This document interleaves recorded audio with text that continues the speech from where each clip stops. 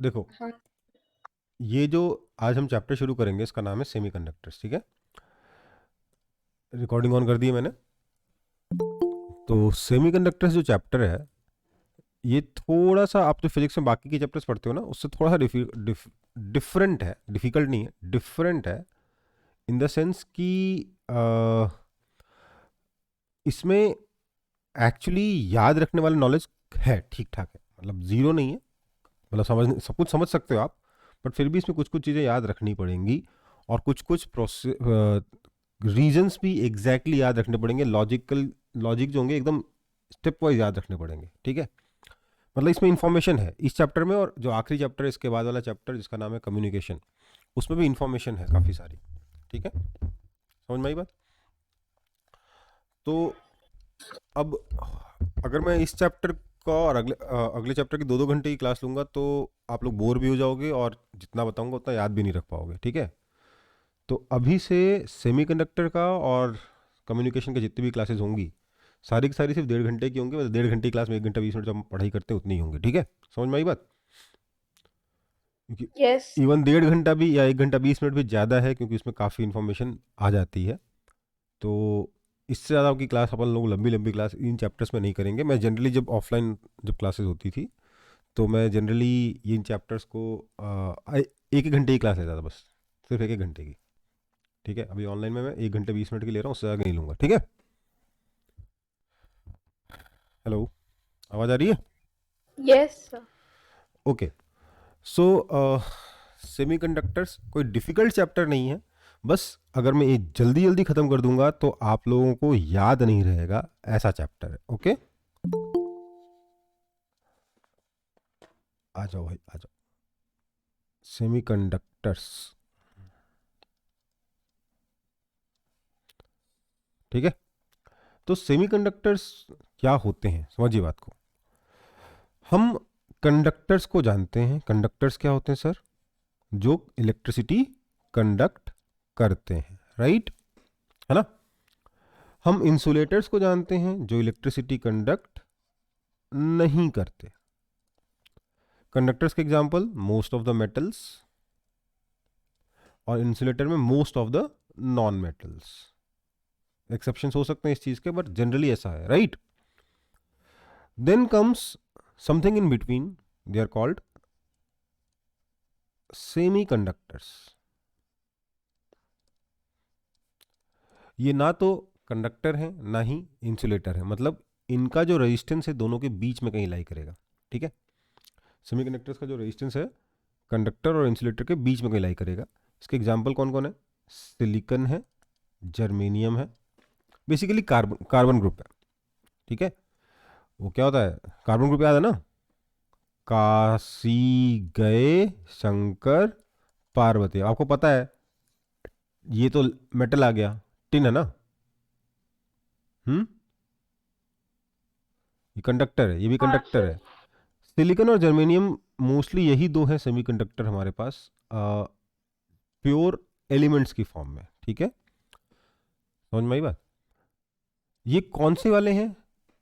इनके पास कितने valence electrons हैं? तो सर 4 इलेक्ट्रॉन्स हैं इनके पास, राइट। इस पूरे ग्रुप के पास, है ना। आउटर मोस्ट शेल में कितने इलेक्ट्रॉन्स हैं? 4 इलेक्ट्रॉन्स हैं। 4। मतलब अगर इनको अपना ऑक्टेट पूरा करना है, तो या तो 4 ऊपर एक्स्ट्रा लेके आओ या 4 लूज करो, सबसे दूर यही है ऑक्टेट से, है ना। तो ये क्या है? आपके सेमी कंडक्टर्स कहलाते हैं, ठीक है। इन मटेरियल्स का रेजिस्टेंस कंडक्टर और इंसुलेटर के बीच में होता है, कंडक्टर से ज़्यादा होता है, इंसुलेटर से कम होता है, ठीक है।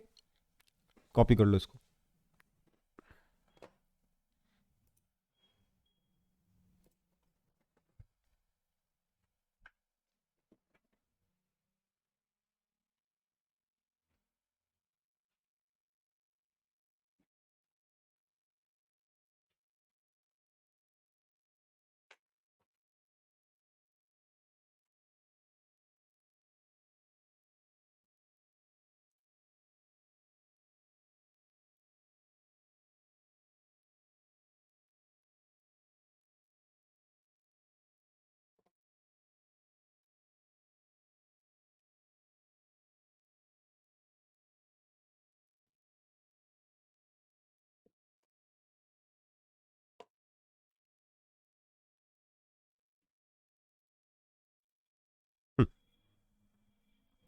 कॉपी हो गया?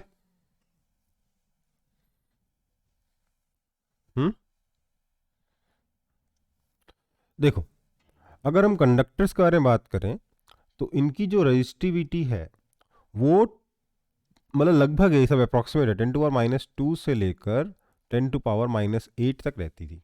कितना? ओम मीटर, है ना। इंसुलेटर्स का रेजिस्टेंस जो है वो मतलब ग्रेटर देन इक्वल टू या लगभग लगभग 10⁸ ओम मीटर के आसपास रहता है। ओके, और इनका जो रजिस्टिविटी है इन सेमीकंडक्टर का, ये क्या नाम है, 1 से लेकर समझ लो ऑफ द ऑर्डर के बारे में बात करें, 10⁻0 से लेकर 10⁵ ओम मीटर के बीच में रहता है। ओके बेटा, समझ में आई बात? जितने भी सेमीकंडक्टर्स हैं, चाहे वो आपके प्योर एलिमेंट्स हैं या फिर कोई कंपाउंड से ही बना सकते हैं हम लोग सेमीकंडक्टर्स, तो हम लोग यहाँ पे सिर्फ एलिमेंट वाले पढ़ेंगे, सिलिकॉन और जर्मेनियम के बारे में ही पढ़ेंगे इस चैप्टर में। बट इनकी जो रजिस्टिविटी होगी वो 10⁻0 मतलब 1 से लेकर 10⁵ ओम मीटर के बीच में रहेगी, मतलब दोनों के बीच में कहीं लाई करेगा। ओके, ये नंबर याद नहीं रखना, मैंने इसलिए मतलब बात पहले लिखाया नहीं था, लेकिन आपको लिखने की इच्छा हो तो लिख लो, ठीक है। ये जो सेमीकंडक्टर हैं मैंने आपको बताया 2 तरीके के हैं, सेमीकंडक्टर एलिमेंट्स में और कंपाउंड में। एलिमेंट्स में दे आर लाइक मैंने बताया सिलिकॉन, जर्मेनियम, 2 ही है, ठीक है। कंपाउंड में आपका बहुत सारे हैं, मतलब GaAs गैलियम आर्सेनिक का कंपाउंड होगा, आपका कैडमियम सल्फर का कोई कंपाउंड होगा, मेरे को नाम भी नहीं मालूम इन चीज़ों के, ठीक है।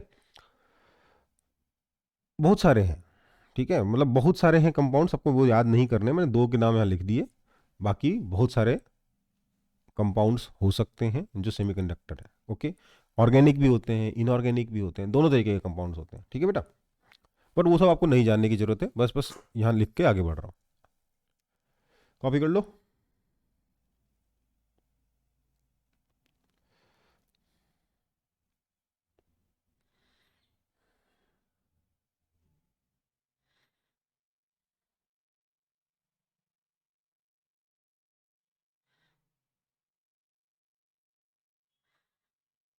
हो गया? हाँ सर। चलो फिर, अब देखो, हमारा कोई भी अगर आप सिलिकॉन लो या जर्मेनियम लो, उसकी खास बात क्या है, उसके पास 4 इलेक्ट्रॉन होते हैं आउटर मोस्ट शेल में, ठीक है। पर इससे पहले कि हम और डिटेल में बात करें अबाउट सेमीकंडक्टर्स, थोड़ी सी चीज़ मैं कंडक्टर्स के बारे में रिवाइज कराना चाहता हूँ कि आखिरकार किसी भी मेटल में इलेक्ट्रिसिटी कंडक्ट कैसे होती है। कुछ कुछ चीज़ें, कुछ कुछ टर्म्स आपको याद होनी चाहिए, वैसे तो पढ़ चुके हम लोग करंट इलेक्ट्रिसिटी में, पर फिर से दोबारा थोड़ा सा एकदम 2 मिनट में रिवीजन करा रहा हूँ।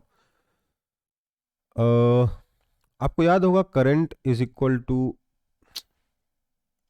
Current is equal to NEA VD होता था, याद है? हम्म, हाँ सर। N क्या था? इलेक्ट्रॉन डेंसिटी, मतलब number density of electron. E charge on 1 electron, A area of cross section, और VD क्या था? Drift velocity. ये भी याद होगा कि जो ड्रिफ्ट वेलोसिटी था ये कितना था? E/m इंटू टाउ था। टाउ तो याद होगा ही नहीं, भूल गए होंगे पूरी तरीके से। टाउ क्या था? Relaxation time. रिलैक्सेशन टाइम, है ना। और इसी को हम लोगों ने क्या बोल दिया था? म्यू ई कह दिया था। यहाँ म्यू क्या था? मोबिलिटी। मोबिलिटी। ये फॉर्मूला उतना ज़्यादा जरूरी नहीं इस चैप्टर में, बट म्यू पता होना चाहिए, मोबिलिटी। ओके, और यहाँ से हम लोग इसको अगर यहाँ डाल दें ड्रिफ्ट वेलोसिटी की वैल्यू, तो हम क्या बोल सकते थे? Current by area is equal to NE mu E, हाँ है ना, which means J is equal to sigma E. याद आया? सिग्मा क्या था? कंडक्टिविटी, और रेजिस्टिविटी रो कितना था? 1/σ। इसको क्या बोलते थे? रेजिस्टिविटी, है ना। बिल्कुल बेसिक बेसिक चीज़ें जो अपन ने पहले ही पढ़ी थी करंट इलेक्ट्रिसिटी में, वो एक बार पता होनी चाहिए, ताकि आगे अगर हम कुछ बात करें तो आपको टर्म्स याद करने में टाइम ना लगे कि भैया मोबिलिटी क्या होता है, कंडक्टिविटी क्या होता है, रेजिस्टिविटी क्या होता है, ड्रिफ्ट वेलोसिटी क्या होता है। ठीक है, ओके बेटा, कॉपी करना है तो कर यस लो, सर। नहीं करना है तो छोड़ सकते हो, आगे बढ़ता हूँ। ठीक है,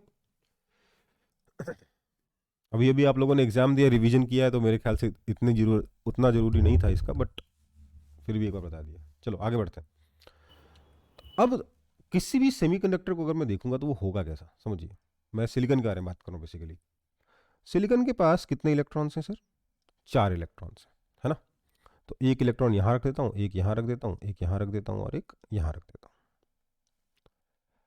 ये अपने आप में तो कोई भी खुश रहेगा नहीं। क्या होगा, ये अपने पास में इस सॉरी, इलेक्ट्रॉन थोड़ा दूर बनाते हैं, थोड़ा ज़्यादा पास पास बना दिया मैंने। इसका एक इलेक्ट्रॉन यहाँ है, एक इलेक्ट्रॉन यहाँ है, एक इलेक्ट्रॉन यहाँ है, और एक इलेक्ट्रॉन यहाँ है। देखो, 4 इलेक्ट्रॉन गेन करना है या 4 इलेक्ट्रॉन लूज करना, तो ऑप्शन है नहीं। इसका इकलौता ऑप्शन क्या है? कोवेलेंट बॉन्ड बनाने का, राइट। वैसे भी सिलिकॉन एट एलिमेंट के बारे में बात कर रहा हूँ मैं, सिलिकॉन का ही लैटिस है उसके बारे में बात कर रहा हूँ। तो सिलिकॉन सिलिकॉन के बीच में तो इलेक्ट्रॉन एक्सचेंज होगा नहीं, शेयरिंग ही हो सकती है, राइट। तो यहाँ सिलिकॉन है, इन दोनों ने ये इलेक्ट्रॉन, मतलब इसने अपना एक इलेक्ट्रॉन इसको दे दिया, एक इलेक्ट्रॉन इसके साथ शेयर कर लिया, इसके पास 3 और बच्चे हैं, है ना। यहाँ एक और सिलिकॉन होगा, इसके साथ इसने एक इलेक्ट्रॉन शेयर कर लिया, है ना, एंड सो ऑन। सिमिलरली नीचे भी सिलिकॉन हो सकता है जो इसके साथ शेयर कर ले,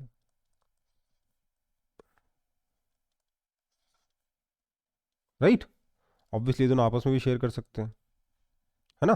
तो इस तरीके से इसका लैटिस बनेगा। ऑब्वियसली ये जो लैटिस है ये थोड़ा सा मतलब 2 डायमेंशनल नहीं होगा, 3 डायमेंशनल होगा, और कार्बन के लैटिस के जैसा होगा, जो आपको पता है डायमंड का लैटिस कैसा होता है, बताइए।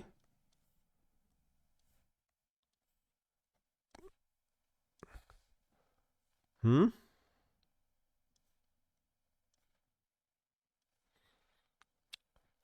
नहीं मालूम?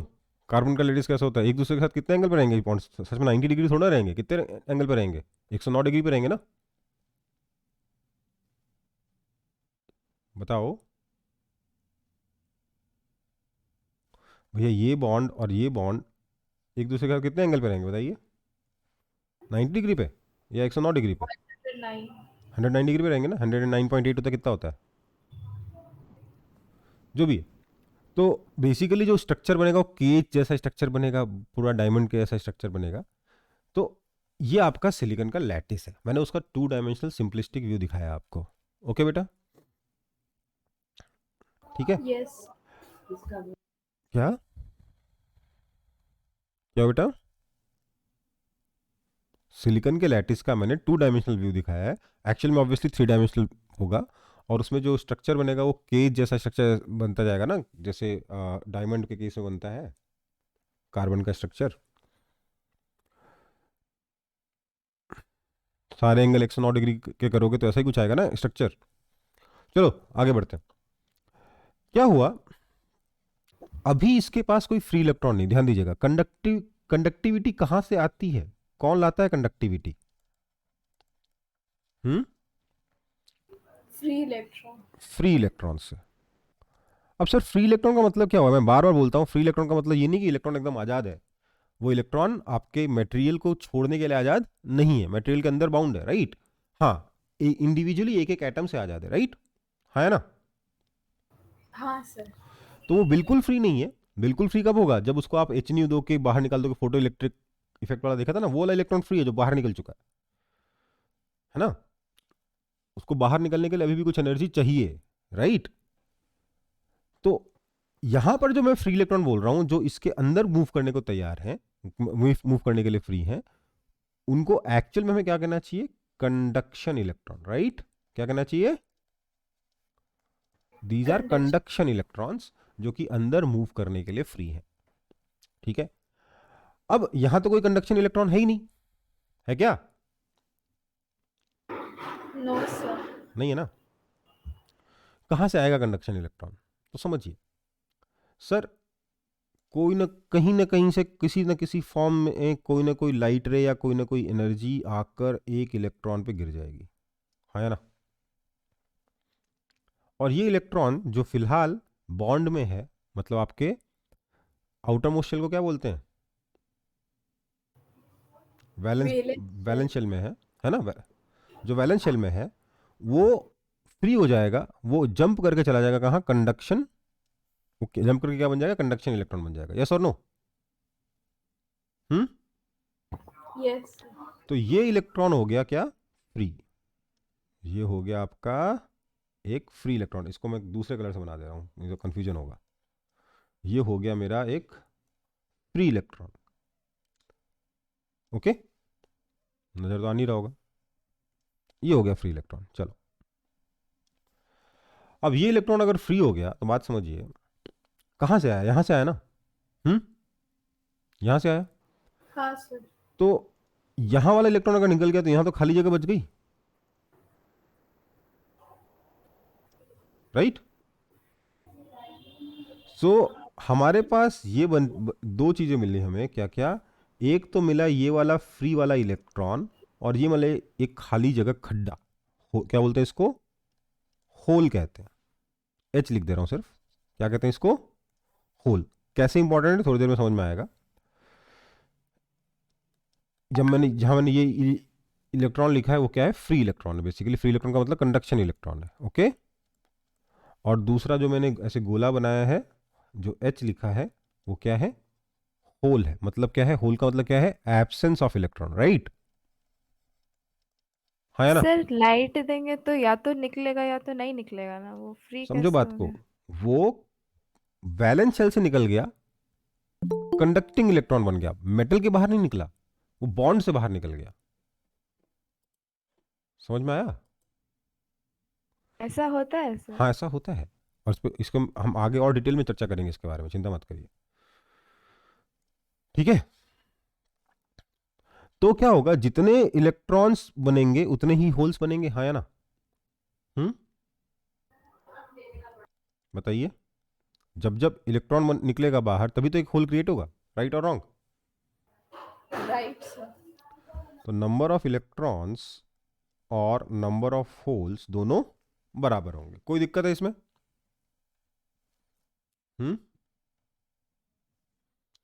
चलो फिर, हमने क्या देखा अभी तक, सिलिकॉन का लैटिस था, उस पे आके लाइट गिरी, तो एक इलेक्ट्रॉन जो अभी कंडक्शन शेल में था, कंडक्शन बोल रहा हूँ, वैलेंस शेल में था, उसने थोड़ी एनर्जी गेन करी और इलेक्ट्रॉन जंप करके फ्री इलेक्ट्रॉन बन गया। समझिए बात को, बाहर नहीं निकला वो, आपके सिलिकॉन के लैटिस से बाहर नहीं निकला है, सिलिकॉन के एक एटम से आजाद हो गया है।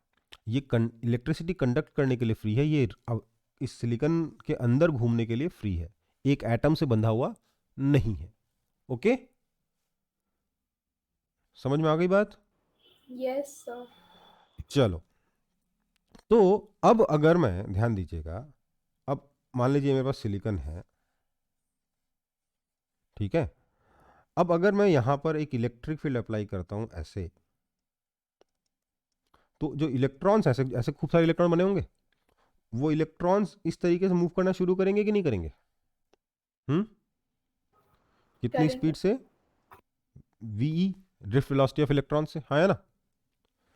तो इसका मतलब कि इलेक्ट्रॉन्स की वजह से करंट आएगा, इलेक्ट्रॉन्स के मोशन की वजह से करंट आएगा, कितना, number of electrons per unit volume n into E, charge on one electron, into area of cross section, into क्या, वीई, राइट, है ना, है ना। That is equal to n E A, और इसको मैं क्या लिख सकता हूं, mobility of electron into electric field, yes और नो। Yes sir. ये आपका करंट आ गया इलेक्ट्रॉन के मोशन की वजह से। पर यहां एक चीज और हो रही होगी, वो काफी इंटरेस्टिंग है। क्या होगा सर, ध्यान दीजिए, मैंने इलेक्ट्रिक फील्ड यहां अप्लाई किया इस तरफ, ये इलेक्ट्रॉन गया इधर, ये तो बहुत सिंपल सी बात है, शुरुआत से पढ़ रहे हैं, बहुत बार पढ़ चुके हैं। But at the same time क्या हुआ, इस क्योंकि इलेक्ट्रिक फील्ड उधर है,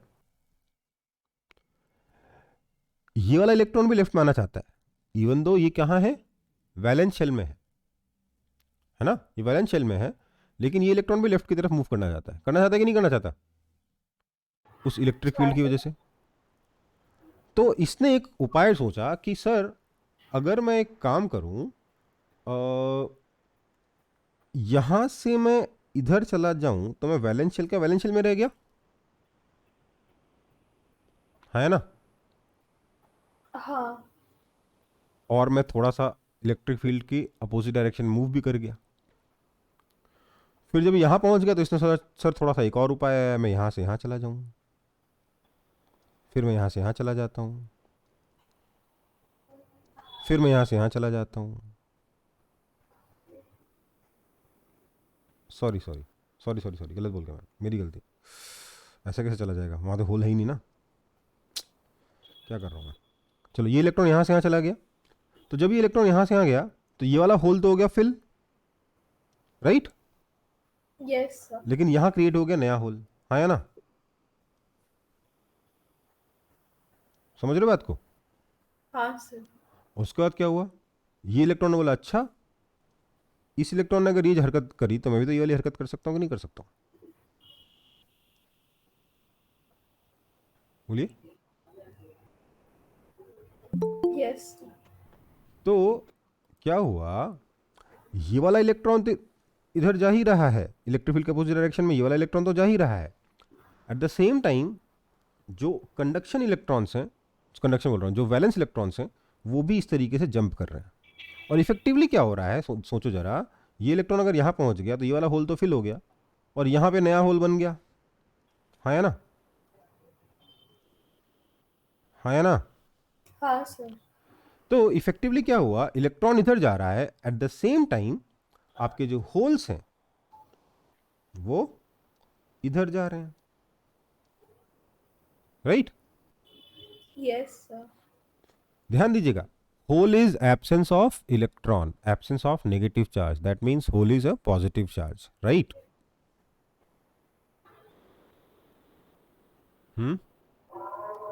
एब्सेंस ऑफ इलेक्ट्रॉन को ही तो पॉजिटिव चार्ज कहते हैं, राइट। हाँ सर। तो होल के पास पॉजिटिव चार्ज था और होल उधर मूव कर रहा है। तो अब होल के मूव करने की स्पीड इलेक्ट्रॉन के बराबर थोड़ा होगी, इलेक्ट्रॉन से थोड़ी कम ही होगी ना, इसको VH कह दिया। तो करंट ड्यू टू होल कितना हो जाएगा सर, ये हो जाएगा number of holes into charge on one hole is again E, इसमें माइनस है इसमें प्लस है, into area into velocity of holes, drift velocity of holes, that is equal to NHEA। और वेलोसिटी ऑफ होल को क्या लिखूंगा मैं, mobility of hole into electric field. कोई दिक्कत? No sir. तो ध्यान दीजिएगा, इलेक्ट्रॉन लेफ्ट सर में जाए, हाँ बेटा, सर ये कौन सा टॉपिक पढ़ा रहे हैं आप? सेमीकंडक्टर्स। सर थोड़ा ब्रीफ स्टार्टिंग में बोल दीजिएगा, अभी ज्वाइन किया।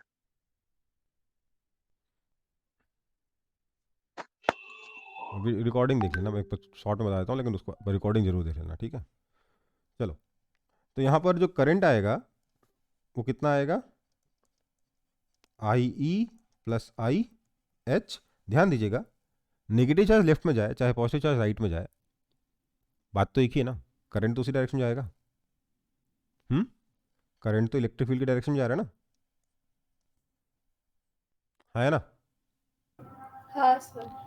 तो क्या हुआ, समझिए, यहाँ पर हमारे पास सिलिकॉन था, सिलिकॉन के पास 4 वैलेंस इलेक्ट्रॉन थे, सिलिकॉन के लैटिस में हर एक सिलिकॉन के आसपास में 4 सिलिकॉन थे जिसने एक एक इलेक्ट्रॉन शेयर कर लिया। फिर क्या हुआ, हर एक सिलिकॉन के पास जो कुछ हर जगह जो इलेक्ट्रॉन शेयर्ड थे उनमें से किसी एक इलेक्ट्रॉन पे आके लाइट या कुछ गिरी, तो ये इलेक्ट्रॉन जो भी वैलेंस शेल में थे वो फ्री हो गए। फ्री का मतलब सिलिकॉन के बाहर नहीं गए, सिलिकॉन के अंदर मूव करने के लिए फ्री हो गए, तो एक फ्री इलेक्ट्रॉन बन गया। एट द सेम टाइम जहां से इलेक्ट्रॉन निकला वहां पे खाली जगह बन गई जिसको हमने कह दिया होल। इलेक्ट्रॉन के पास नेगेटिव चार्ज है तो इलेक्ट्रॉन की एब्सेंस के पास पॉजिटिव चार्ज है, तो होल के पास प्लस ई चार्ज है, इलेक्ट्रॉन के पास माइनस ई चार्ज है। ओके, अब जब मैं इलेक्ट्रिक फील्ड अप्लाई करूंगा तो इलेक्ट्रॉन उसके अपोजिट डायरेक्शन जाएगा, तो इलेक्ट्रॉन की वजह से इलेक्ट्रिक फील्ड के डायरेक्शन में करंट आएगा। वो करंट कितना होगा? N E, number, N E मतलब नंबर डेंसिटी ऑफ इलेक्ट्रॉन, मतलब number of electrons per unit volume, into charge on one electron, into area of cross section, into drift velocity of electron. V क्या है? We D है, लेकिन electron का। तो obviously मैं electron की drift velocity को म्यू इलेक्ट्रॉन इंटू ई लिख सकता हूँ। म्यू मतलब मोबिलिटी, जो हम लोगों ने कहाँ पढ़ा था? करंट इलेक्ट्रिसिटी में पढ़ा था। तो मैंने यहाँ पर करंट ड्यू टू इलेक्ट्रॉन लिख दिया। अब मैं बात करूँगा होल्स के बारे में। मैंने होल्स पर जब इलेक्ट्रिक फील्ड इधर अप्लाई किया था तो क्या हुआ? यहाँ पर होल था, यहाँ खाली जगह थी, और ये इलेक्ट्रॉन इलेक्ट्रिक फील्ड के अपोजिट डायरेक्शन में जाना चाहता था। तो ये इलेक्ट्रॉन यहाँ से जम करके यहाँ चला गया, ये वाला होल हो गया, भर गया, मतलब यहाँ पर अब होल नहीं बचा, लेकिन यहाँ पे होल क्रिएट हो गया। यहाँ वाला इलेक्ट्रॉन यहाँ जंप किया तो यहाँ पे होल क्रिएट हो गया, and so on and so fourth. तो इफेक्टिवली ये होल यहाँ से यहाँ चला गया, ऐसे ही ये होल आगे चलता जाएगा। होल जिसके पास प्लस ई चार्ज है, क्योंकि यहाँ पर इलेक्ट्रॉन होना चाहिए था, इलेक्ट्रॉन नहीं है, इलेक्ट्रॉन होने पे जीरो चार्ज होता, इलेक्ट्रॉन नहीं है इसलिए प्लस चार्ज है। तो होल्स की वजह से, होल के होने की वजह से यहाँ पर एक प्लस ई चार्ज भी इलेक्ट्रिक फील्ड की डायरेक्शन में मूव कर रहा है। माइनस ई चार्ज इलेक्ट्रिक फील्ड के अपोजिट डायरेक्शन में मूव कर रहा है इलेक्ट्रॉन्स के साथ, और होल्स के साथ प्लस ई चार्ज इलेक्ट्रिक फील्ड के डायरेक्शन में मूव कर रहा है। तो होल्स की वजह से भी एक करंट आएगा, बिल्कुल इसी के जैसा आएगा, N H E A, speed of hole लगा देंगे। एन एच क्या है? Number of holes per unit volume. Normally number of electrons और नंबर ऑफ होल्स इक्वल होने चाहिए, आगे चल के देखेंगे कि जरूरी नहीं है ऐसा हमेशा हो, पर अभी जो हमने पढ़ा है कि जब होल तभी बन रहा है जब इलेक्ट्रॉन निकल रहा है, राइट? तो अगर होल के बनने का इकलौता प्रोसेस इलेक्ट्रॉन का निकलना है, या इलेक्ट्रॉन के निकलने पे होल बनना ही बनना है, ये दोनों चीजें अगर ट्रू हैं, तो नंबर ऑफ इलेक्ट्रॉन्स और नंबर ऑफ होल्स बराबर होंगे। अब होल के मूवमेंट की वजह से एक करंट आया, इलेक्ट्रॉन के मूवमेंट की वजह से एक करंट आया, क्योंकि दोनों करंट्स का डायरेक्शन सेम है। इलेक्ट्रॉन लेफ्ट में जा रहा है और होल राइट में जा रहा है, नेगेटिव चार्ज लेफ्ट में जा रहा है एंड पॉजिटिव चार्ज राइट में जा रहा है। तो इसलिए नेट करंट सिंपली दोनों का सम हो जाएगा। ठीक है, कोई दिक्कत है इसमें? बोलो, No, sir. कॉपी कर लो।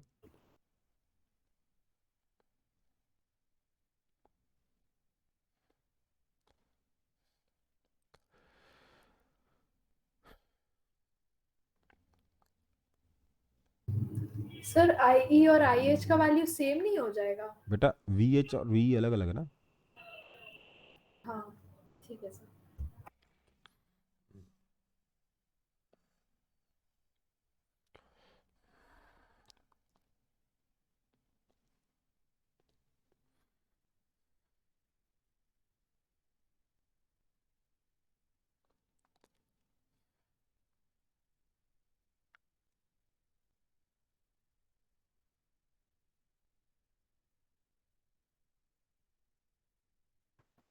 हो गया सर। हो गया,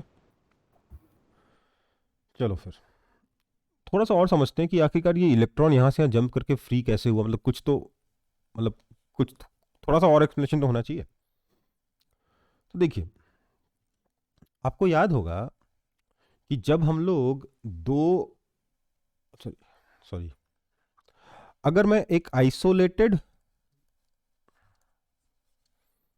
एटम लूं तो उसमें क्या होता है? एनर्जी लेवल्स एकदम फिक्स्ड होते हैं, राइट? है ना? Yes sir. ये एनर्जी है, इधर बनाया था एनर्जी, और इधर डिस्टेंस है ना? मतलब आपके इनर शेल्स का और आउटर शेल का जो एनर्जी लेवल है एकदम फिक्स्ड होता है, राइट? मान लीजिए ये आपका वैलेंस शेल है, ओके? ये क्या है? Valence shell. और ये वैलेंस शेल के बाहर है, मतलब आप समझ लीजिए कि मतलब ये आपका कार्बन कार्बन में क्या होता है? 2p4 होता है ना कार्बन में। कार्बन का कन्फिग्रेशन कितना होता है? 2p4।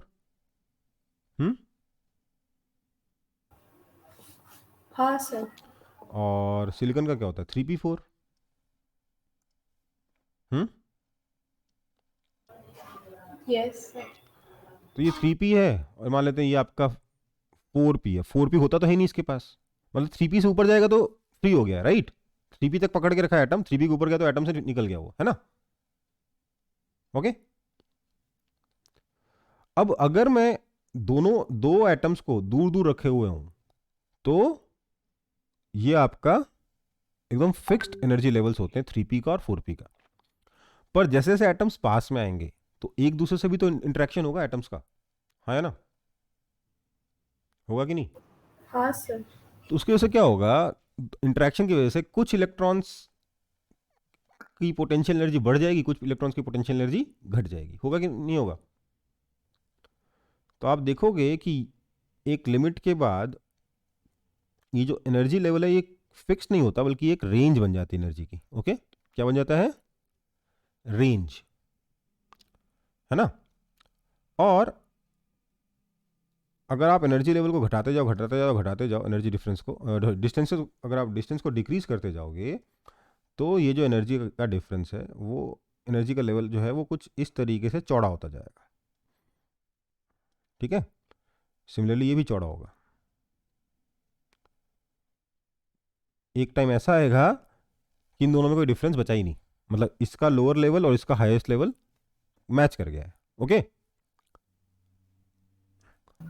लेकिन थोड़ी देर के बाद अगर डिस्टेंस को और डिक्रीज करोगे तो यू विल सी कि नहीं, फिर से दोनों के बीच में एक एनर्जी का डिफरेंस आ जाएगा। ये आपका क्या है, लैटिस कांस्टेंट। ये आपका ए है, ए क्या है आपका, लैटिस कांस्टेंट। सिलिकॉन के लिए बता रहा हूं, लैटिस कांस्टेंट। लैटिस कांस्टेंट पे की पोजीशन पे क्या होगा, ये आपका 3p का कंडक्शन बैंड का एनर्जी लेवल है। सर कंडक्शन बोल रहा हूँ, वैलेंस शेल का, वैलेंस शेल है ये। वैलेंस शेल का एनर्जी का जो लेवल है वो फिक्स्ड होने की बजाय उसका एक रेंज हो गया है। और सिमिलरली ऊपर जो कंडक्शन है उसका भी एक रेंज हो गया है। ये वो इलेक्ट्रॉन है जो 4p बोलना नहीं चाहिए इनको, ठीक है, कंडक्शन है ये। ओके, मतलब यूं समझ लो, यहां पर 3p में क्या था, वो इलेक्ट्रॉन एटम में बंधा हुआ था और इस एनर्जी लेवल पे जाके वो एटम से आजाद हो जाता है। ओके, समझ में आई बात। सर वो एनर्जी का रेंज क्यों हो रहा है, फिर से बताइए ना। क्योंकि दो एटम्स जो पास पास में आए वो एक दूसरे से इंटरेक्ट कर रहे हैं।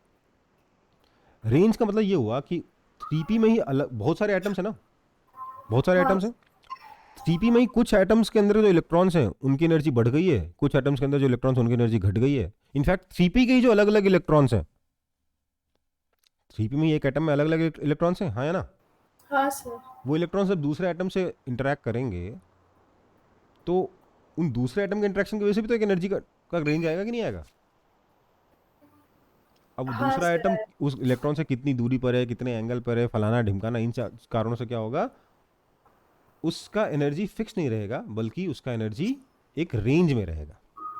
ओके, अच्छा हाँ सर, समझ गए। तो यहां क्या है, ये जो रेंज बनी है आपकी, इसको हम कहते हैं वैलेंस बैंड। क्या कहते हैं, क्योंकि वैलेंस इलेक्ट्रॉन इस रेंज में रहते हैं।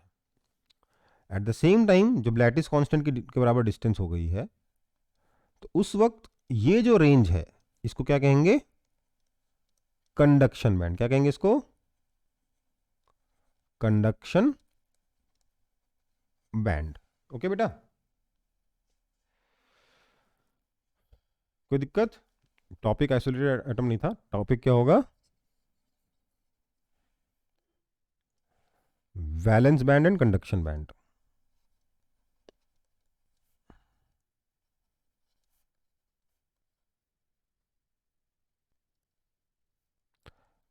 क्या होता है एक बार समझ लो, फिर से शॉर्ट में समझो। ये ग्राफ ना तो कभी बनाना होगा आपको एग्जाम में, ना कोई पूछेगा, आपकी बुक्स में दे रखा है बट फिर भी कोई नहीं पूछेगा। पर होता क्या है कंडक्शन बैंड और वैलेंस बैंड, ये समझ लो कि एक एनर्जी चाहिए जिस एनर्जी के होने पर इलेक्ट्रॉन कंडक्शन कर पाए आपके एटम्स से या मॉलिक्यूल से फ्री हो जाए। और एक एनर्जी लेवल होता है आपके वैलेंस बैंड का, वैलेंस शेल का। पर जब दो एटम्स पास पास में आते हैं, दो या दो से ज़्यादा, क्योंकि पूरा लैटिस बना रहे हैं हम लोग, तो जो आपके एटम के इलेक्ट्रॉन्स हैं वो अपने खुद के न्यूक्लियस और खुद के इलेक्ट्रॉन्स के साथ साथ पड़ोसी के न्यूक्लियस और पड़ोसी के इलेक्ट्रॉन्स से भी इंटरैक्ट करते हैं। तो पड़ोसी कितनी दूर है, कितनी पास में है, किस एंगल पर है, इसके बेसिस पर उन इलेक्ट्रॉन्स की जो एनर्जी है वो एक फिक्स्ड एनर्जी होने की बजाय एक रेंज में रहती है। इलेक्ट्रॉन्स की एनर्जी एक रेंज में रहती है। ओके, उस रेंज को हम क्या बोलेंगे? वैलेंस बैंड कहेंगे। सिमिलरली कंडक्शन करने के लिए भी जो एनर्जी चाहिए वो एक रेंज में रहेगी, उसको क्या बोलेंगे? कंडक्शन बैंड कहेंगे। ओके, समझ में आ गई बात? Yes sir. ओके, कॉपी हो गया? हाँ सर। वो कॉपी कर रहे थे। करो इसको, 3p की जगह वैलेंस शेल लिख लो, बेस्ट रहेगा। वैलेंस इलेक्ट्रॉन, यहां पे क्या कंडक्शन इलेक्ट्रॉन है।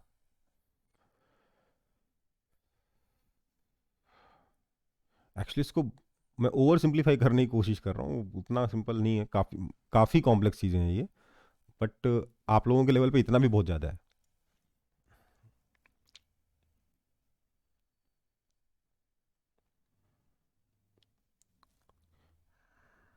सर लैटिस कांस्टेंट क्या था?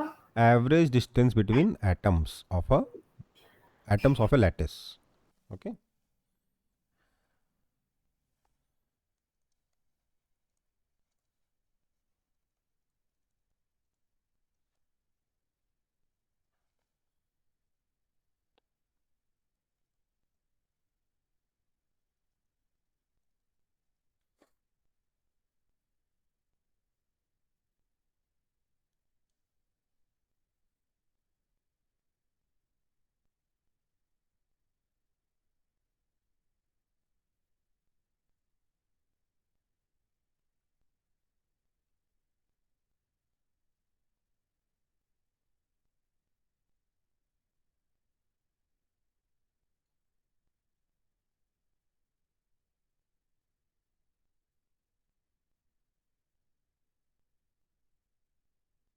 हो गया?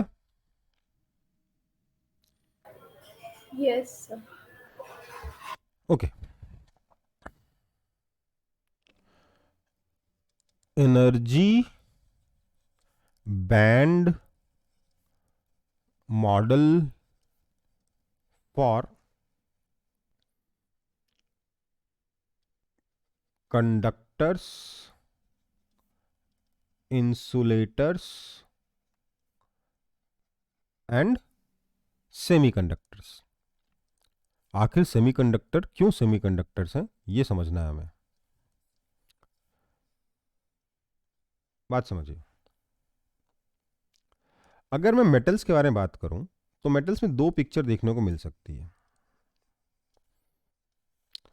मेटल्स में पिक्चर वन, केस वन क्या हो सकता है, कैसा मेटल हो सकता है एनर्जी बैंड के टर्म्स में? तो देखिए, ये है आपका कंडक्शन बैंड। ये क्या है?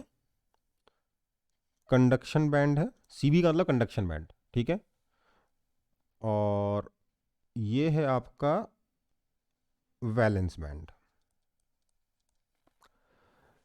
हो सकता है कंडक्टर के केस में कि वैलेंस बैंड जो है वो पूरी तरीके से भरा हुआ है, ठीक है। ये क्या है? कंप्लीटली फिल्ड है। और कंडक्शन बैंड में भी कुछ इलेक्ट्रॉन्स हैं पहले से, ये पार्शियली फिल्ड है।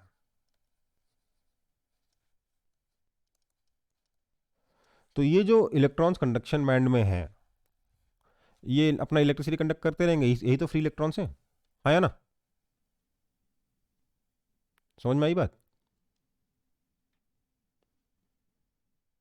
तो क्या बोले सर? कंडक्शन बैंड मतलब नेचुरल स्टेट में ही कंडक्शन बैंड में पहले से कुछ इलेक्ट्रॉन्स हैं, क्योंकि वैलेंस बैंड पूरा भरा हुआ है और कुछ इलेक्ट्रॉन्स एक्स्ट्रा है। मेटल के साथ यही होता है ना, इलेक्ट्रॉन्स एक्स्ट्रा है, राइट? हाँ सर। तो ऑलरेडी कुछ इलेक्ट्रॉन्स जो है कंडक्शन बैंड में रहते ही रहते हैं, क्योंकि वैलेंस बैंड पहले से पूरा भरा हुआ है। उसके अलावा कुछ इलेक्ट्रॉन एक्स्ट्रा है तो उनको कंडक्शन बैंड में पहले से रख रखा है, वो ऐसे ही फ्री है घूमने के लिए, उसमें कोई तकलीफ ही नहीं उनको। ओके, कोई दिक्कत? एक तो मेटल, कुछ मेटल इस तरीके से ऑपरेट करते हैं। कुछ मेटल क्यों कंडक्ट करते हैं? क्योंकि उनका जो कंडक्शन बैंड है और जो वैलेंस बैंड है, समझिए बात को, ये क्या है इनका कंडक्शन बैंड, और वैलेंस बैंड ऐसा है, ये क्या है वैलेंस बैंड। समझ में आई बात?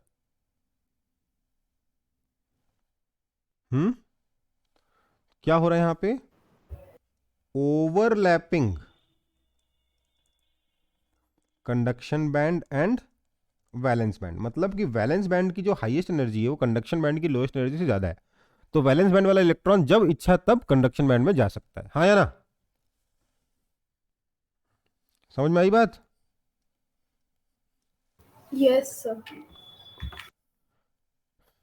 इंसुलेटर्स में क्या होता है देखो,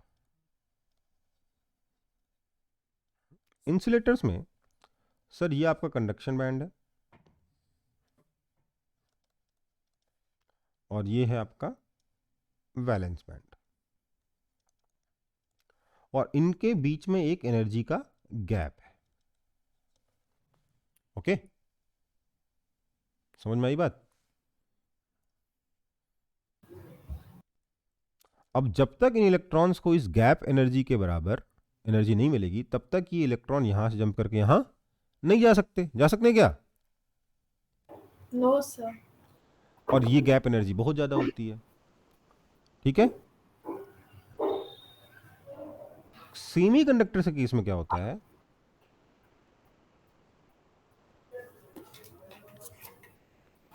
इसमें भी कंडक्शन बैंड ऊपर है, वैलेंस बैंड नीचे है। मतलब ये आपका कंडक्शन बैंड है, ये आपका वैलेंस बैंड है। वैलेंस बैंड में इलेक्ट्रॉन भरे हुए हैं, कंडक्शन बैंड में नहीं है, और ये आपका एनर्जी गैप है। ओके, समझ में आई बात? मतलब कि वैलेंस बैंड की upper most energy, maximum energy, और कंडक्शन बैंड की लोएस्ट एनर्जी में से कंडक्शन बैंड की लोएस्ट एनर्जी ज्यादा है। बट इंपॉर्टेंटली क्या होता है, ये जो एनर्जी गैप है ये काफी कम होता है। ठीक है, कितना कम होता है? इस केस में जो एनर्जी गैप है it is less than 3 electron volt, और यहां पे जो एनर्जी गैप है it is greater than 3 electron volt. तो इससे क्या हुआ?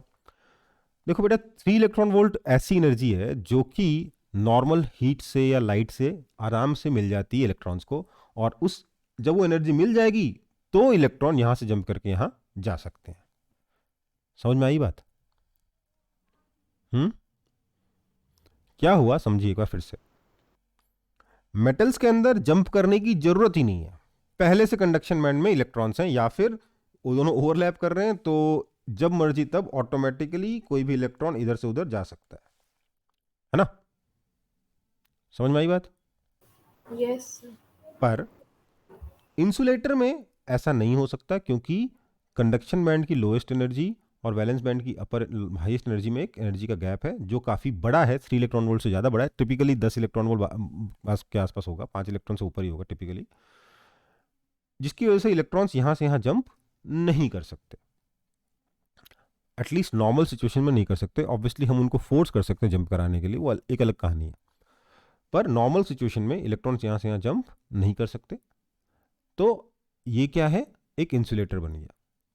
सेमीकंडक्टर में क्या है, एनर्जी गैप है तो सही, पर वो इतना कम है कि कुछ इलेक्ट्रॉन्स को यहां से यहां जंप इजीली कर सकते हैं बाय गेनिंग थर्मल एनर्जी और light energy at room temperature etcetera. ठीक है, समझ में आई बात? कोई दिक्कत? No sir. तो ये इस तरीके से सेमीकंडक्टर, इंसुलेटर और मेटल काम करते हैं in terms of band, energy band model. Okay बेटा, कॉपी कर लो।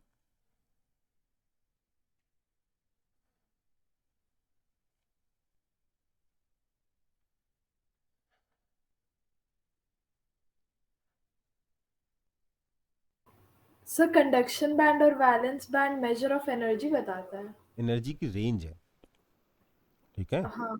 एनर्जी की रेंज है। वैलेंस बैंड मतलब वो रेंज जिस रेंज की इलेक्ट्रॉन्स मिलते हैं आपको वैलेंस शेल में, और कंडक्शन बैंड मतलब वो रेंज जिस रेंज की एनर्जी वाले इलेक्ट्रॉन्स इलेक्ट्रिसिटी कंडक्ट करते हैं जो फ्री होते हैं मेटल के ओके अंदर सर। या कंडक्टर के अंदर घूमने के लिए, ठीक है, मेटेरियल के अंदर घूमने के लिए बोलना चाहिए, क्योंकि अब हम अलग अलग तरीके के मटेरियल्स के बारे में बात कर रहे हैं। ओके, तो जितनी एनर्जी पर इलेक्ट्रॉन मटेरियल के अंदर घूमने के लिए फ्री होगा उसको क्या कहते हैं, कंडक्शन बैंड कहते हैं। जितनी एनर्जी उसके आउटर मोस्ट शेल में रहने के लिए चाहिए होगी उसको क्या कहते हैं, वैलेंस बैंड कहते हैं, उस रेंज को वैलेंस बैंड कहते हैं। ओके, एनर्जी लेवल नहीं कह सकते, लेवल जैसे ही है बैंड, बस एक रेंज हो गया। ओके,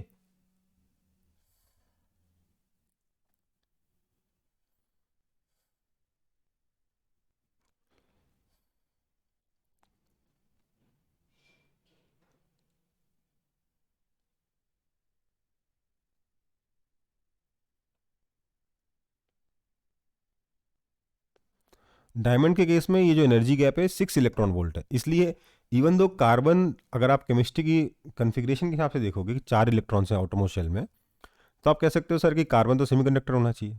पर कार्बन में प्रॉब्लम क्या है कि ये जो एनर्जी गैप है ये बड़ा है। मैं कार्बन बोल रहा हूँ, कार्बन का जो मोस्ट स्टेबल फॉर्म है क्या है, डायमंड है ना। डायमंड में प्रॉब्लम क्या है कि ये जो एनर्जी गैप है 6 इलेक्ट्रॉन वोल्ट है, उतनी एनर्जी ऑटोमेटिकली लाइट से या हीट से नहीं मिलती, इसलिए इलेक्ट्रॉन जंप नहीं करेंगे। Okay, okay sir.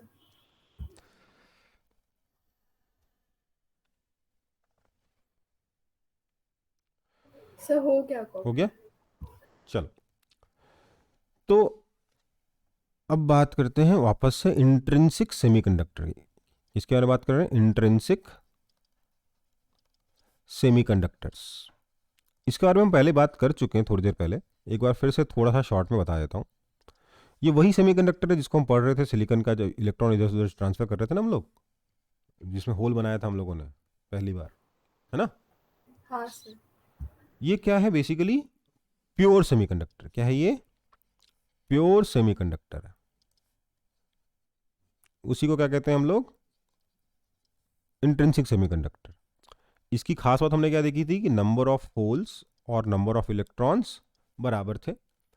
करंट इसमें भी कितना आया था, current due to electron plus current due to holes, है ना।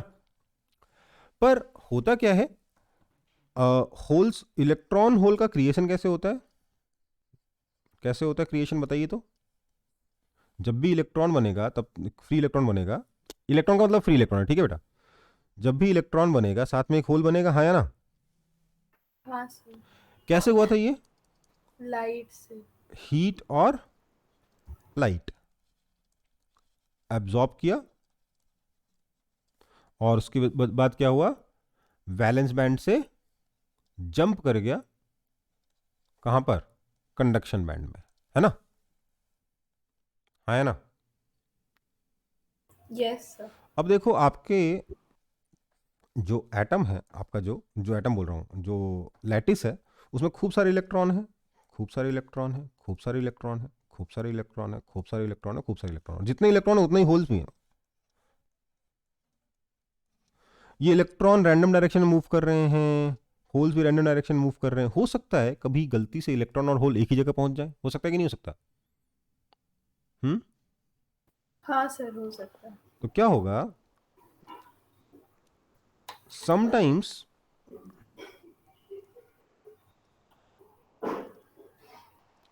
Electrons and holes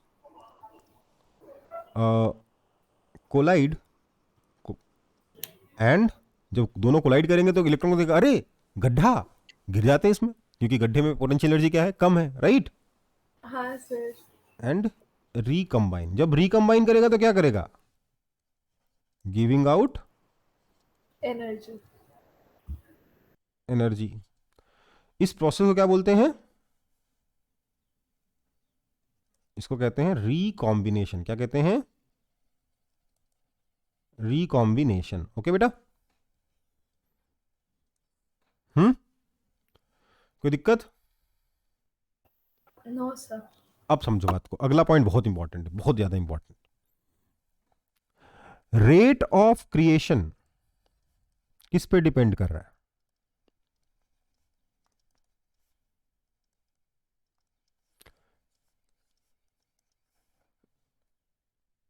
depends on external factors, कितनी लाइट है, कितना हीट है, राइट? हाँ, है ना? इलेक्ट्रॉन और होल का पेयर लगातार क्रिएट हो रहा है ना, लाइट गिरती है इलेक्ट्रॉन बनता है, होल बनता है, लाइट गिरती है इलेक्ट्रॉन बनता है, होल बनता है, राइट? यस और नो? Yes. तो रेट ऑफ क्रिएशन लगा किस पे डिपेंड कर रहा है? एक्सटर्नल फैक्टर के ऊपर। मतलब आपने हीट लाइट ऑन कर रखी तो इलेक्ट्रॉन होल बनता रहेगा, बनता रहेगा, बनता रहेगा, बनता रहेगा, बनता रहेगा, बनता रहेगा, ऐसे तो बढ़ता चला जाएगा, सारे इलेक्ट्रॉन फ्री हो जाएंगे, सारे और बहुत सारे होल्स भी बन जाएंगे। ऐसा थोड़ा ना होता है, कुछ अपोजिंग चीज हो रही होगी। क्या हो रहा है अपोजिंग चीज? ये रिकॉम्बिनेशन है ना। अब समझिए बात हाँ को, जो रेट ऑफ क्रिएशन है ये क्या है? आपका एक कांस्टेंट है। क्या है? कांस्टेंट। क्यों? क्योंकि एक्सटर्नल फैक्टर पर डिपेंड कर रहा है सिर्फ। अगर आपके एक्सटर्नल फैक्टर कांस्टेंट है, मतलब लाइट कांस्टेंट है, हीट कांस्टेंट है, तो रेट ऑफ क्रिएशन क्या है? Constant, right? है ना? मानते हो? हाँ सर। और जो रेट ऑफ रिकॉम्बिनेशन, उसके बारे में सोचिए। जो रेट ऑफ रिकॉम्बिनेशन है, जो रेट ऑफ रिकॉम्बिनेशन है वो क्या होगा?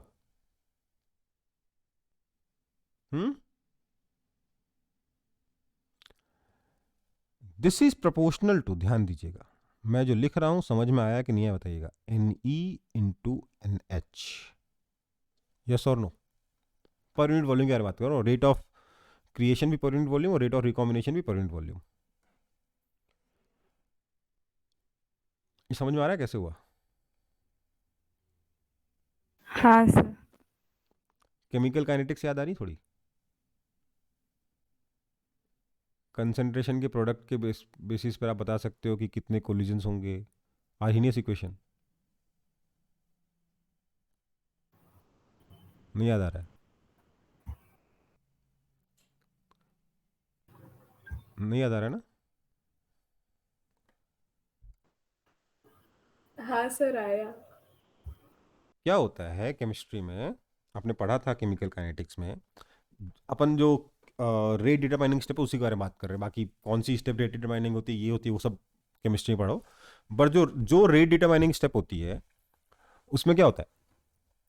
जो आपका जब दो, मतलब उसमें जितने आपके रिएक्टेंट्स होते हैं उनके कंसंट्रेशन के प्रोडक्ट के हिसाब से रिएक्शन होती है ना। हम्म?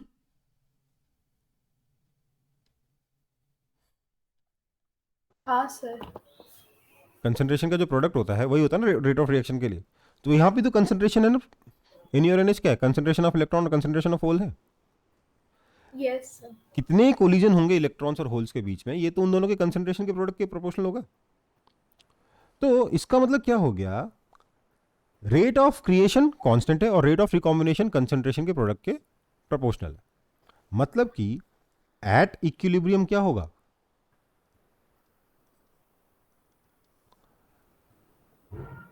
N E into N H is a constant, आया ना? बोलो। हाँ सर। तो इक्विलिब्रियम पे क्या होता है? N E into N H constant होता है। यहां तक कॉपी कर लीजिए।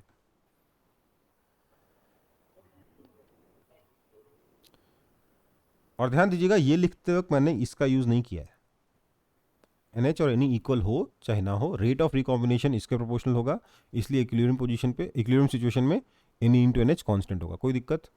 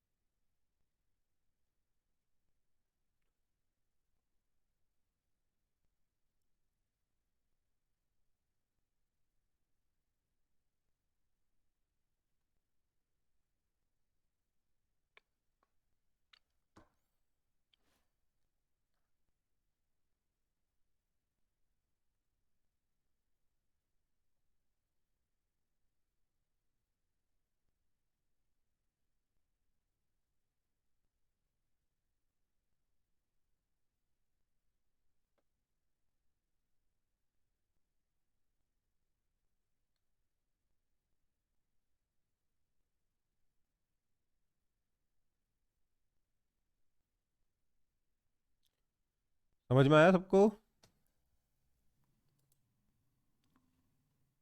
Yes, sir.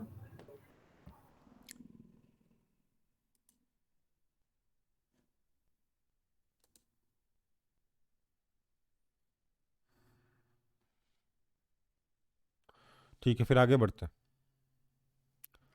हमारा इंट्रिंसिक सेमीकंडक्टर भी हो गया।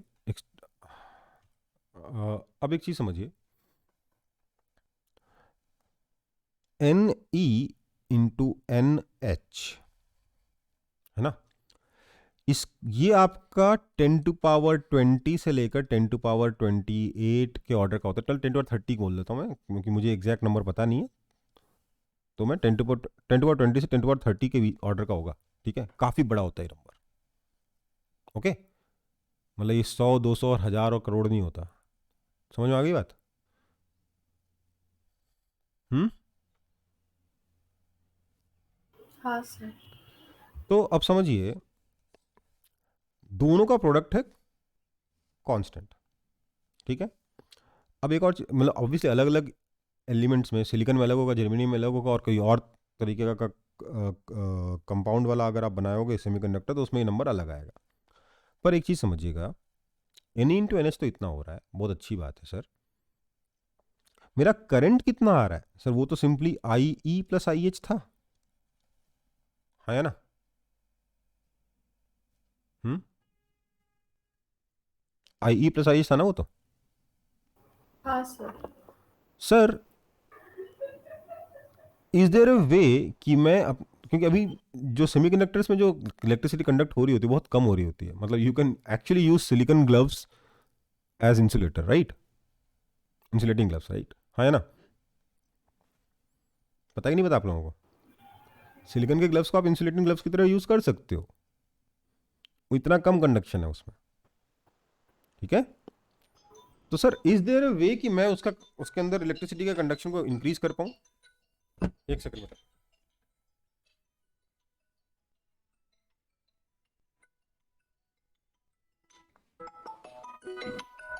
जस्ट 1 मिनट बेटा।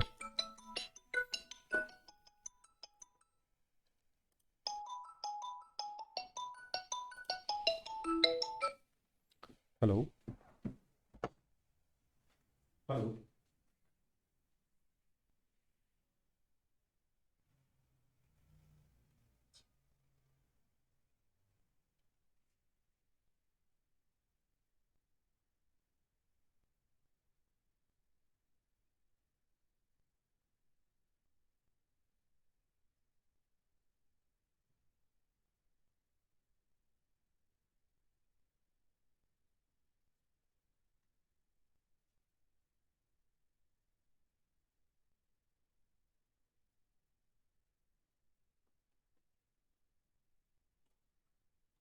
Four six eight two two one, 4 6 8 4।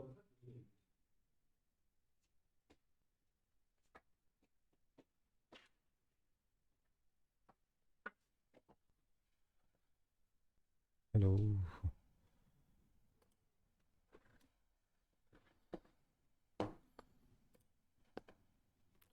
हाँ बच्चा, क्या कह रहा था?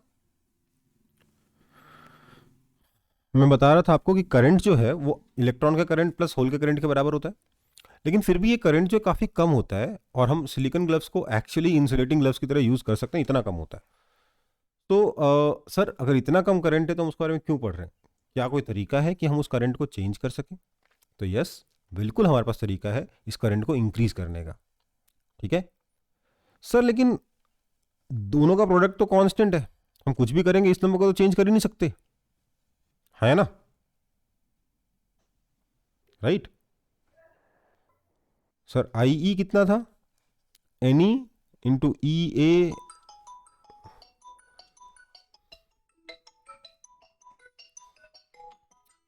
एक सेकंड। हम्म, क्लास ले रहा हूँ, बोलो जल्दी बोलो ना, बोलो काम की बात बोलो।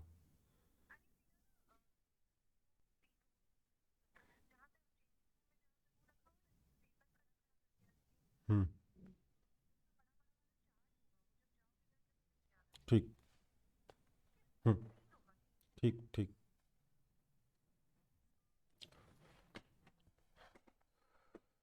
हाँ तो मैं क्या कह रहा था, सॉरी डिस्टर्बेंस के लिए। मैं कह रहा था करंट कितना होता है, I E plus I H, okay, और आई ई कितना है, N E into E A V one, right, Yes. और आई एच कितना है, N H into E A V two. मैं इलेक्ट्रिक फील्ड लगाऊंगा तो V one V two fix हो गया, तो आई ई इंटू आई एच कितना हो गया बताइए तो जरा, is equal to N E into N H into some constant for a given electric field, right, है ना। Yes. एक गिवन कंडक्टर में, गिवन साइज के कंडक्टर में गिवन इलेक्ट्रिक फील्ड के लिए basically I E into I H जो N E into N H के प्रोपोर्शनल है। मतलब क्या हुआ, हमारा आई ई इंटू आई एच भी क्या हो गया, constant, right, for given shape size and potential difference. तो बेसिकली कंडक्टिविटी कांस्टेंट हो गई है ना। नहीं हाँ नहीं, ध्यान दीजिएगा, दोनों का प्रोडक्ट कांस्टेंट है, दोनों का सम कांस्टेंट नहीं है।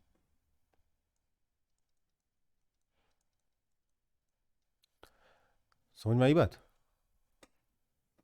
दोनों का सम कांस्टेंट नहीं है, it need not to be constant,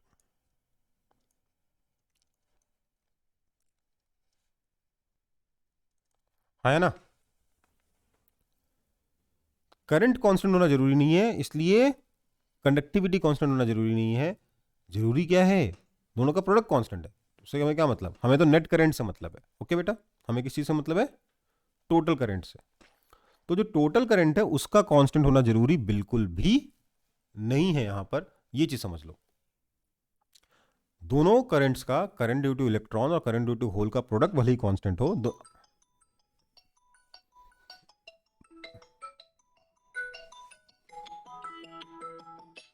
hello,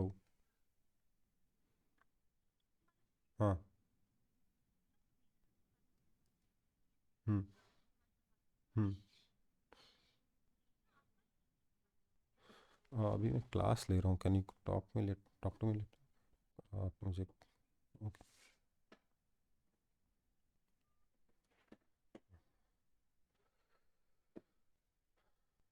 क्या कह रहा था मैं, current is equal to I plus I H and it need not to be constant, है ना। मानते हो कि नहीं मानते हो, ये कॉन्सेप्ट को वापस देख लो यार पूरा, इसी कॉन्सेप्ट में 4 भाग होना है, जहाँ पे जो सबसे जरूरी चीज़ पढ़ानी है। दोनों का प्रोडक्ट कांस्टेंट है एन इंटू एन एच का, है ना। और फ़ोन भी ऐसे आ रहे हैं कि मैं इग्नोर नहीं कर पा रहा हूँ उनको, नॉर्मली तो आपको पता ही है। तो आई कितना है, आई प्लस आई एच। अब आई ई मुझे पता है, आई एच मुझे पता है, मैंने दोनों का प्रोडक्ट करके देखा तो N into N H into some constant आ गया, ठीक है। तो क्योंकि एन इंटू एन एच एक कांस्टेंट है, इसलिए आई इंटू आई एच भी एक कांस्टेंट हो जाएगा, ठीक। तो एक मतलब एक कंडक्टर का शेप साइज फिक्स है, पोटेंशियल डिफरेंस मैंने सेम लगाया है, मतलब इलेक्ट्रिक फील्ड मैंने सेम लगाया है, तो करंट, दोनों करंट्स का प्रोडक्ट सेम आ रहा है। पर ध्यान देने वाली बात यह है कि इससे ज़्यादा कंफ्यूज नहीं होना है, क्योंकि net current I E into I H नहीं होता, आई ई प्लस आई एच होता है। तो सर दो चीज़ों का प्रोडक्ट कांस्टेंट है, तो उनका सम मैं कैसे चेंज कर सकता हूँ, बिल्कुल कर सकते हो यार, इसमें कौन सी बड़ी बात है। 10 इंटू 10 कितना होता है, 100, सो 10 इंटू 10 कितना होता है, 100, और 10 प्लस 10 कितना होता है, 20। 1 इंटू 100 कितना होता है सर, हाँ ये भी 100 होता है, प्लस 1 पर 1 प्लस 100 कितना होता है, 101, राइट, है ना। हाँ सर। मतलब प्रोडक्ट दोनों केस में 100 आ रहा है, पर सम एक में 20 आ रहा है, एक में 101 आ रहा है, राइट। तो मतलब मैं टोटल करंट को चेंज कर सकता हूं by tweaking the number, by tweaking individually I and I H, by changing N E and N H. अगर मैं समहाउ मैं ऐसा करूं कि एन ई और एन एच इक्वल ना रहें, तो I can change the current, yes और नो। सर Ne और NH का प्रोडक्ट कांस्टेंट होगा, वो वो तो एनर्जी पे भी डिपेंड कर बेटा सकता है। अरे यार, at a given temperature, at a given given surrounding situation, सब कुछ उसी के हाँ, बारे में बात हो रही है, ठीक है ना। ठीक है सर। एक गिवन टेम्परेचर, गिवन सराउंडिंग्स में एन और एन का प्रोडक्ट कांस्टेंट होता है। ओके, तो मैं कह रहा हूँ कि एन इंटू एन एक कांस्टेंट है, इसलिए आई इंटू आई भी एक कांस्टेंट है। और लेकिन आई प्लस आई जो नेट करंट है वो अभी भी वेरी कर सकते हैं बाय दिस कॉन्सेप्ट। इनफैक्ट मैं चाह रहा था कि करंट को इंक्रीज किया जाए, राइट। मैं क्या चाहता था, करंट को इंक्रीज किया जाए, है ना। समझ में आई बात। अगर मैं करंट को इंक्रीज करना चाहता हूं, मतलब मैं सम को इंक्रीज करना चाहता हूं keeping the product constant. Okay, product को कांस्टेंट रखते हुए सम इंक्रीज कब हो रहा है, देखिए जरा, जब दोनों इक्वल हैं तो सम छोटा है, जब दोनों अनइक्वल हैं तो सम बड़ा हो जा रहा है, हाँ या ना। Hmm, I can be increased by making any and NH unequal। Any और NH को अनइक्वल करके, IE और IH को अनइक्वल करके मैं नेट करंट को इंक्रीज कर सकता हूं। ये बहुत इंपॉर्टेंट चीज हुई, हाँ या ना। हाँ sir. I can be increased by making any and NH unequal. और अभी तक क्या बोल रहा था मैं, करंट इतना कम हो रहा है कि मेरे को कोई मतलब ही नहीं उस करंट से, कुछ कुछ कर ही नहीं पा। लेकिन अब मैं करंट को इंक्रीज करने के लिए क्या करने वाला हूँ, एनी और NH को अनइक्वल करने वाला हूँ। सर वो तो इक्वल ही होंगे, क्योंकि जब भी इलेक्ट्रॉन बनेगा तब तक एक होल बनेगा, हाँ या ना। जब जब एक हाँ इलेक्ट्रॉन सर। आजाद होगा तब तक एक होल बनेगा, तो एनी और NH तो इक्वल ही होंगे, उसको अनइक्वल कैसे करोगे। उसी को तो इंजीनियरिंग कहते हैं। कॉपी करो इसको, फिर बताते हैं।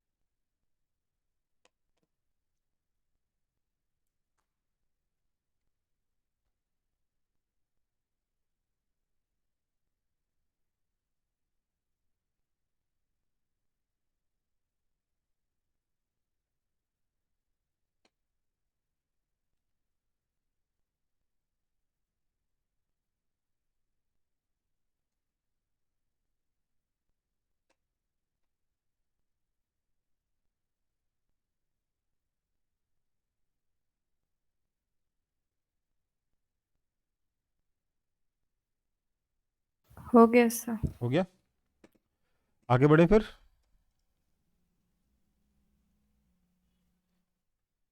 बाय मेकिंग है ये, बाय मेकिंग। चलो फिर, तो हम आते हैं एक्सट्रिंसिक सेमीकंडक्टर पे।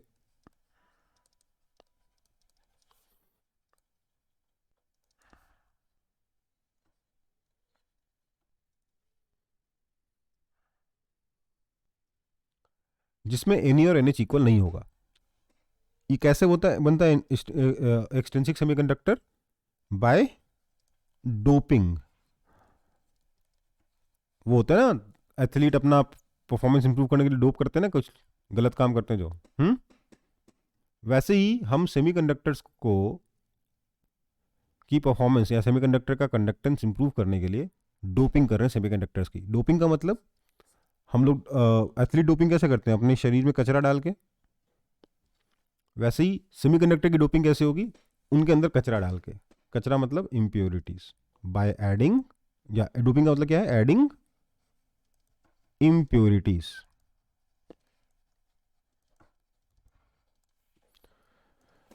कैसे डालेंगे सर इम्प्योरिटीज, तो देखो सर, दो तरीके के होते हैं डोपिंग। एक तो होता है एन टाइप और एक होता है पी टाइप। तो पहले बात करेंगे एन टाइप डोपिंग या एन टाइप सेमीकंडक्टर्स। ठीक है, समझिए बात को। एन टाइप का मतलब क्या हो गया, नंबर ऑफ इलेक्ट्रॉन्स जो नेगेटिव चार्ज कैरियर्स हैं they are very very greater than number of holes. ठीक है, कैसे बनाएंगे ये सर, बात समझो। मैंने आपको बताया था कार्बन, सिलिकॉन, जर्मेनियम, काशी गए शंकर पार्वती, याद है? कार्बन से पहले क्या था, बोरोन था ना। इसका क्या था, बाल, गंगाधर, इंडियन, तिलक, यही था ना। इसका क्या था, नाइट्रोजन था, नाइट्रोजन, फोस्फोरस, इसके नीचे क्या आता था, आर्सेनिक, उसके बाद एसपी। एंटीमनी, हम्म, एंटीमनी फिर बिस्मथ। सब वो एएस होगा ना, एआर तो आर्गन का होता हाँ है। सॉरी एस, क्या कह रहा हूँ मैं। इसका क्या होगा एस के बाद, एसबी एंटीमनी। एस बी, हाँ यस सर। और फिर बीआई। बिस्मथ, है ना। तो इसका क्या बनता था, नेपाली, पंजाबी, असमी सब भाई भाई, याद है? चलो जो भी है, तो मैं सिलिकॉन यूज कर रहा हूं। मुझे बताइए सिलिकॉन के मेरे को इलेक्ट्रॉन्स ज्यादा चाहिए। अगर इलेक्ट्रॉन ज्यादा चाहिए तो मुझे यहां से कुछ चूज करना है। ओके, मैं बता दे रहा हूं आपको, यहां से कुछ चूज करना है। सिलिकॉन के बराबर साइज वाला कौन होगा, जब आगे जाते हैं तो साइज डिक्रीज होता है और नीचे जाते हैं तो साइज इंक्रीज होता है ना। हाँ या ना, हाँ भूल गए, सर, सब भूल गए ना। जब इधर जाएंगे तो साइज क्या होगा, इंक्रीज होगा कि डिक्रीज होगा? डिक्रीज होगा। डिक्रीज होगा, क्योंकि चार्ज बढ़ गया, अट्रैक्शन बढ़ गया, पास में खींच लेगा। अगर नीचे जाएंगे तो क्या होगा, एक एक्स्ट्रा शेल लग गया, साइज बढ़ जाएगा। तो सिलिकॉन से फोस्फोरस थोड़ा सा छोटा होगा और आर्सेनिक थोड़ा सा बड़ा होगा, मतलब हल्का फुल्का आसपास ही होंगे दोनों, राइट। तो सिलिकॉन के लैटिस में या तो फोस्फोरस जोड़ो या फिर आर्सेनिक बोल रहा हूँ, हाँ आर्सेनिक जोड़ो, ठीक है। फोस्फोरस जोड़ो या फिर आर्सेनिक जोड़ो। तो मैं फोस्फोरस लगा रहा हूँ, कोई दिक्कत? सिमिलरली जर्मेनियम में क्या जोड़ोगे, या तो आर्सेनिक लगाओगे, चाहो तो ये नहीं लगाते, आर्सेनिक लगाते, ठीक है। तो सिलिकॉन के पास में मैंने क्या लगा दिया, सिलिकॉन के लैटिस में जो चारों तरफ सिलिकॉन है,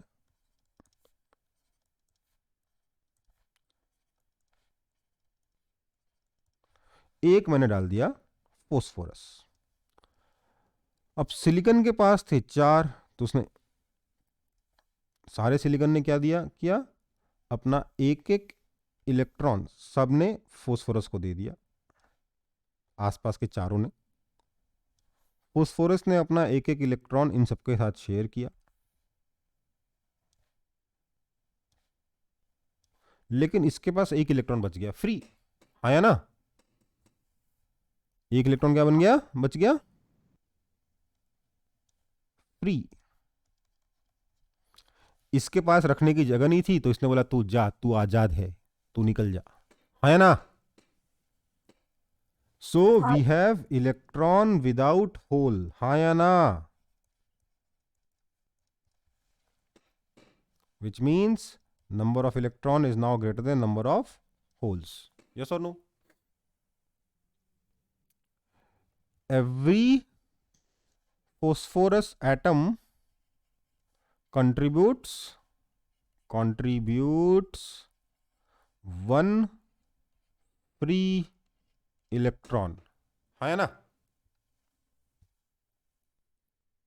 समझ में आई बात? कोई दिक्कत?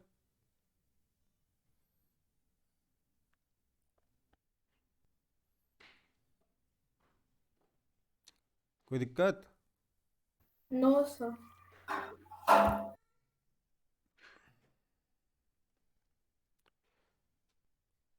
तो ये क्या बन गया आपका एन टाइप सेमीकंडक्टर। ओके, कोई दिक्कत? No sir. बट ध्यान रखिएगा, एनी इंटू एन एच अभी भी Ni के स्क्वायर के बराबर है या ना?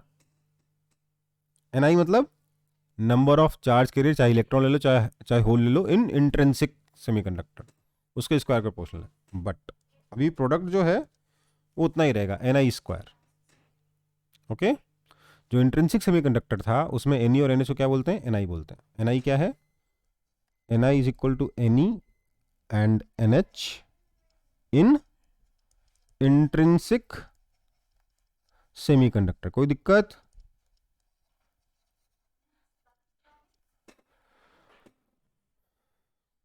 कोई दिक्कत?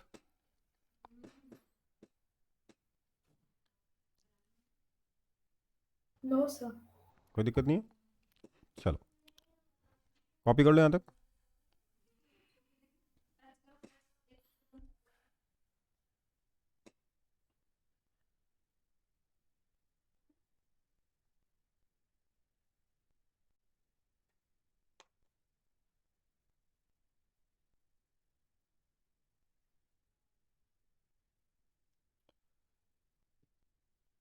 तो एक बात बताइए,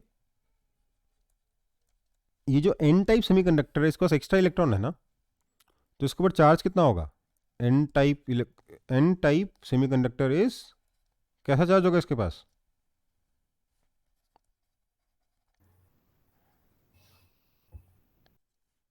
पॉजिटिव या नेगेटिव? नेगेटिव।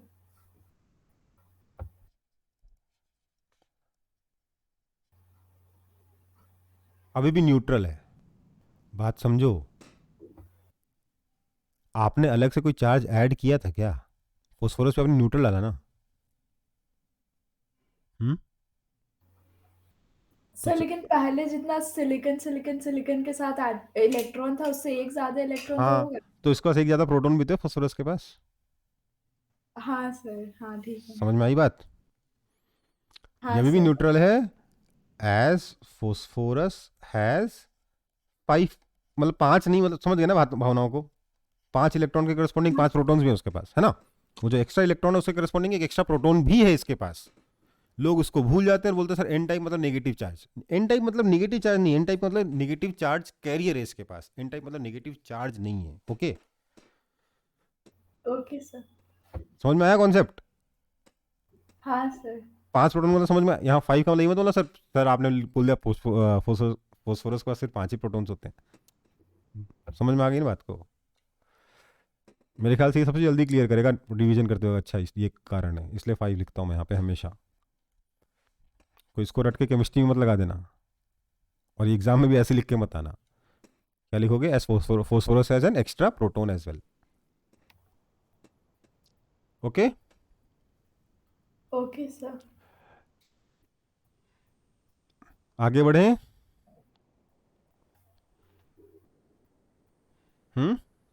हाँ सर। नेक्स्ट, तो अब एक इलस्ट्रेशन लेके आज की क्लास खत्म करेंगे।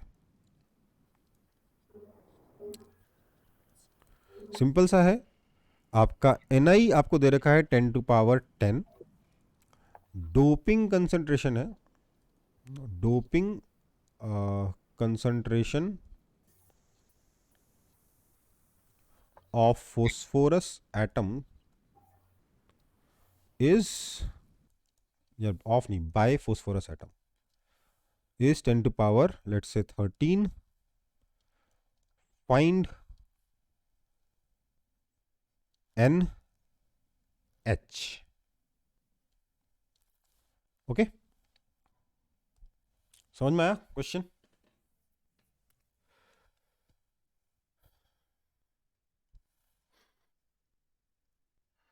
सॉल्यूशन,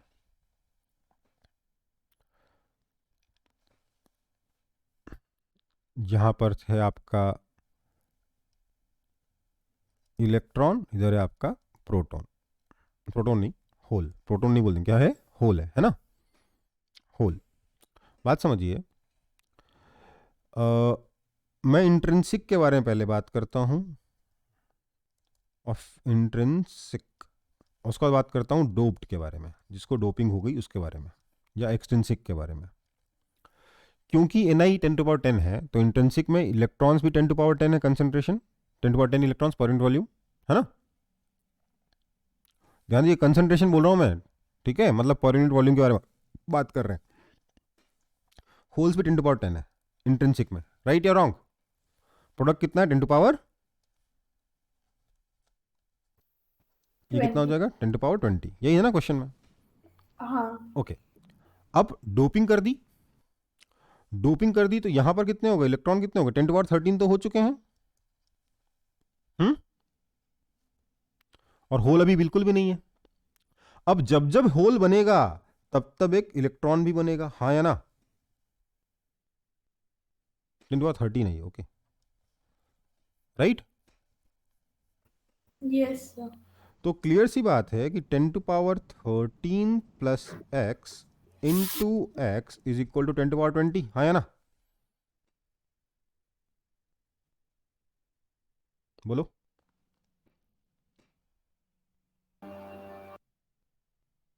सर डोपिंग करने के बाद भी होल बनेगा?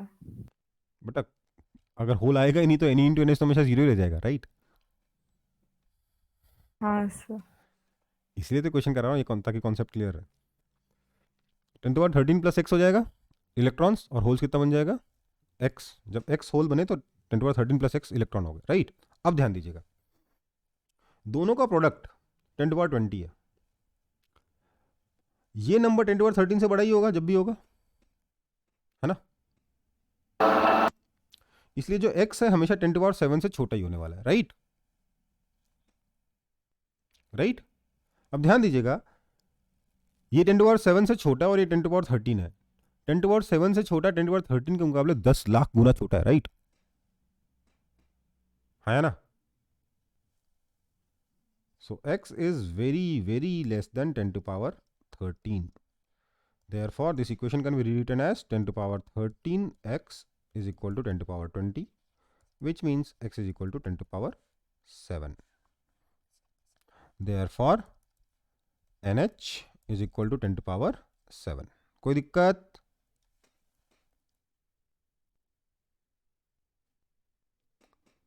कोई दिक्कत? No sir.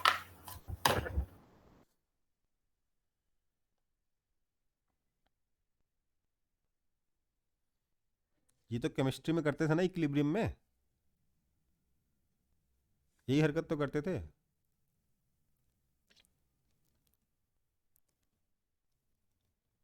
वो कॉमन आयन इफेक्ट वाला में, जिसमें एक आप क्या नाम है, एक आयनिक इक्विलिब्रियम में मान लो आप कॉमन आयन इफेक्ट में क्या कर रहे हो कि एक एक वीक एसिड के साथ आपने एक वो वाला एसिड डाल दिया, क्या बोलते हैं उस एसिड को यार, स्ट्रॉन्ग एसिड डाल दिया, क्या कह रहा हूँ, ठीक है। वीक एसिड के साथ में आपने एक स्ट्रॉन्ग एसिड डाल दिया तो क्या होगा, स्ट्रॉन्ग एसिड तो पूरा का पूरा हाइड्रोजन बना देगा। और वीक एसिड जब डिसॉल्व जब टूटेगा तो उसमें हाइड्रोजन वाला पहले से पड़ा हुआ है ना। तो ये 10^13 क्या है, कॉमन आयन है, ये वीक एसिड वाला कंसंट्रेशन है, राइट, सॉरी स्ट्रॉन्ग एसिड वाला कंसंट्रेशन है।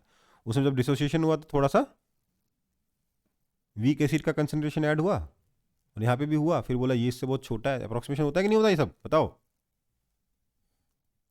भूल गए सब, आने के लिए भूल गए। 11th में पढ़ा था कि 12th में पढ़ा था? 11 में। तब तो भूलना हक है हमारा, है ना। हाँ नहीं। अच्छा, जो भी है आने के लिए में आप ये सारी हरकतें कर चुके हो, इसलिए मैंने उसी तरीके से कराने की कोशिश की, जितना हो सके उसके आसपास लाने की कोशिश करिए।